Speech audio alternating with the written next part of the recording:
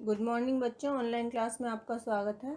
बच्चों, आज हम NCERT बुक का नेक्स्ट चैप्टर पढ़ेंगे जिसका नाम है पैटर्न, पार्ट 10। तो आपको वीडियो में दिखाई दे रहा होगा बच्चों कि टीनू ने इस ब्लॉक, जो आपको ब्लॉक दिया हुआ है, जो चित्र दिया हुआ है, इसकी मदद से एक साड़ी बनाई। पैटर्न का मतलब होता है बच्चों, जो हमारा ब्लॉक होता है उसको हम बार बार रिपीट करते हैं, उसको हम क्या कहते हैं? पैटर्न। अब बच्चों जैसे आगे देखिए, अब आपको वीडियो में एक चादर दिखाई दे रही है। फिर उसने जो है यह चादर भी इसी ब्लॉक से बनाई। उसने एक ऐसा ही ब्लॉक लिया जिसकी मदद से उसने इस चादर बनाई। पहले उसने एक साड़ी पे पैटर्न बनाया, फिर उसने एक चादर ली, उस पर अपना एक ब्लॉक लिया जिस पे उसने पैटर्न बनाया। आगे वीडियो में आपको दिखाई दे रहा होगा कि उसने इस ब्लॉक की मदद से यह दुपट्टा भी बनाया। अब उसी ब्लॉक की मदद से उसने एक दुपट्टा तैयार किया। पहले साड़ी बनाई, फिर चादर बनाया, फिर उसने एक दुपट्टा तैयार किया, जैसा कि आपको वीडियो में दिखाई दे रहा है। अब क्या तुमने देखा कि टीनू ने एक ही ब्लॉक के प्रयोग से अलग अलग पैटर्न कैसे बनाए? अब तुम भी इस ब्लॉक की मदद से, अब आपको जो ब्लॉक दिया हुआ है बीच में, उसकी मदद से 3 अलग अलग पैटर्न बनाओ। तो हमने उस ब्लॉक की सहायता से 3 अलग अलग तरीके के पैटर्न बनाए। आप इसी ब्लॉक की सहायता से अपने हिसाब से भी अलग अलग पैटर्न बना सकते हो।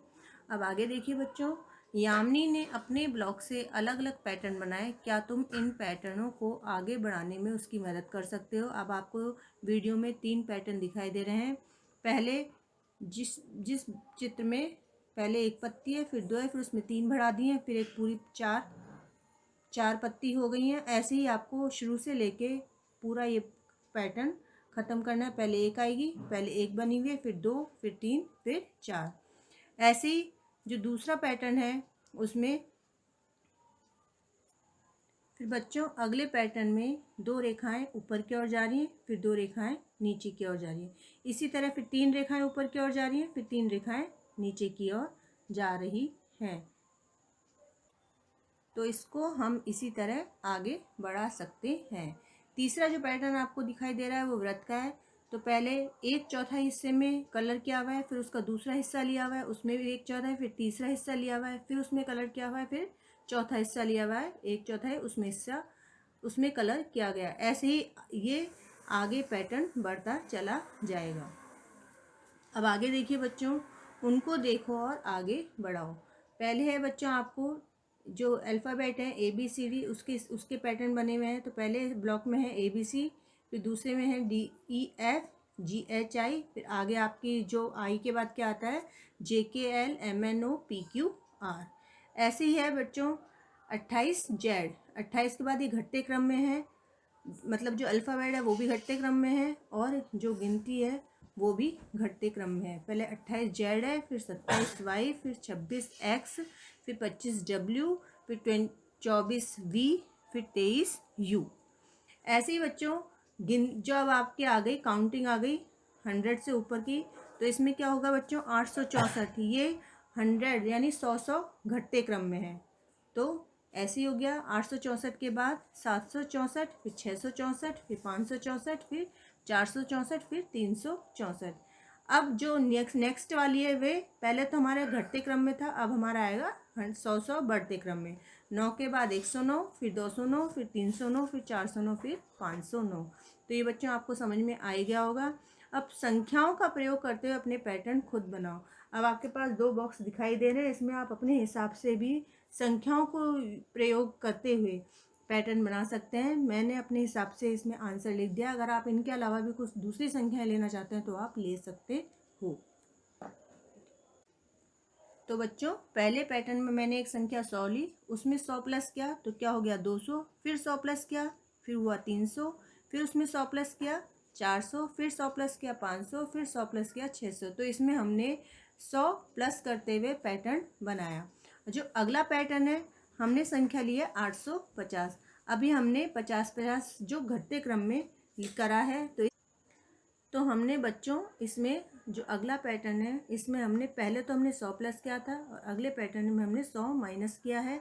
तो पहली संख्या ली हमने 850, उसमें 100 माइनस किया तो फिर आया हमारे पास 750, फिर उसमें हमने 100 माइनस किया, फिर आया हमारे पास 650, फिर हमने 100 माइनस किया, फिर हमारे पास आया 550, फिर 100 माइनस किया हमारे पास आया 450, फिर हमने 100 माइनस किया तो हमारे पास आया 350।